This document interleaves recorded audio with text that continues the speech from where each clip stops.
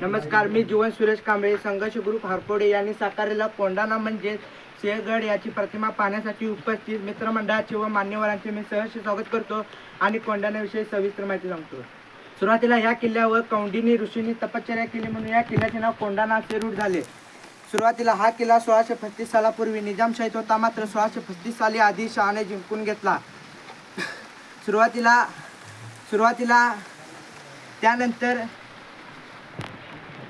या किल्ल्याच्या ठिकाणी किल्लेदार म्हणून दादोजी कोंडदेव यांची नेमणूक केली. मात्र दादोजी कोंडदेव जोपर्यंत जिवंत होते तोपर्यंत छत्रपती शिवाजी महाराजांनी हा किल्ला जिंकून घेण्याचा प्रयत्न केला नाही, कारण की शहाजीराजे आणि दादोजी कोंडदेव यांच्यामध्ये चांगले घनिष्ठ संबंध होते. मात्र शहाजीराजे यांच्या सुटकेनंतर 14 मे 1649 साली शहाजीराजांच्या सोडवण्याच्या राजकारणापायी हा किल्ला आदिलशहाला परत द्यावा लागला. त्यानंतर काही महिन्यातच मराठ्यांनी हा किल्ला परत स्वराज्यात सामावून घेतला. हा किल्ला घेण्याची तयारी 4 फेब्रुवारी 1670 रोजी हा किल्ला जिंकण्याची निर्वी तानाजी मालुसरे यांच्याकडे सोपवली. आता मी ह्या किल्ल्यावरली तुम्हाला मेन ठिकाण दाखवतो. इकडे पूर्वेकडे असणार हे कोंढाणेश्वर गाव. इथूनच आपण जाणार आहे पुणे क्रमांक 1चा दरवाजा. या तटबंदीच्या साईडने गेला तर आपल्याला 35 फूट उंचावर असणारा खंदकडा बघायला भेटेल. इथं शत्रूंना मारा करण्यासाठी तोफ ठेवली आहे. असेच जर तटबंदीच्या साईडने गेलो तर आपल्याला पिण्याच्या पाण्याचे तलाव पाहायला भेटेल. इथं जनावरांना पाणी पिण्यासाठी वापरलेले पाणी. इथूनच आपण सहज पुढे गेलो तर आपल्याला घोड्याची पागा नजरेत येईल. इथूनच थोडेसे अंतर मागे गेलो तर श्री गणपती मंदिर पाहावयास मिळेल.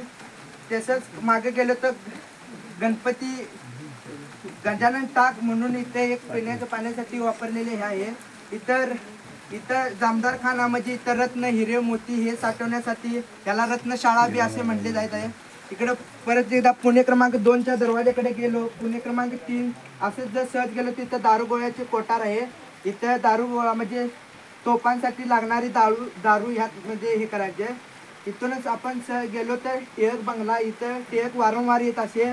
महात्मा गांधी आणि बाळ गंगाधर टिळक यांची 1620 साली ऐतिहासिक भेट झाली होती.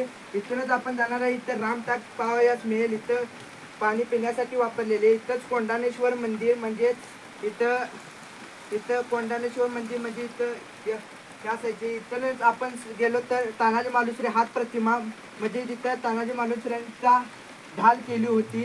हाताची तरी पेटा म्हणून हे करून हे केले होते. इथूनच आपण छत्रपती शिवाजी महाराजांचे हे आपण दाखवायचा प्रयत्न केला आहे. इथूनच आपण जाणार आहे कल्याणगावच्या ठिकाणी. कल्याणगाव इथूनच कल्याण क्रमांक 1चा दरवाजा आहे. कल्याण क्रमांक 2 आणि कल्याण 3 इथूनच गेले तर उदयभानचे थडगे आहे. इथूनच उदयभानचा वाडा. इथं सदर हे केलं इथं धान्य कोठाण म्हणजे अंबरखाना हे दाखवण्याचा प्रयत्न केला आहे. इथूनच गेला तर इथं हत्ती तलाव पाहावयास मिळेल. इथं पिण्याच्या पाण्याचा तलाव आहे. इथूनच गेलो तर इथं आपल्याला नागिन तोफ पाहावयास मिळेल म्हणजे या बुरुजाचं नाव कलावंती बुरुज आहे. इथूनच गेलो तर इथं आपण घोरपड दाखविण्याची प्रयत्न केला आहे. तानाजी मालुसरे आपण 200-300 मावळ्यासह इथून गेले होते. इथूनच आपण गेलो तर आपल्याला इथं एक बुरुज बघायला भेटेल.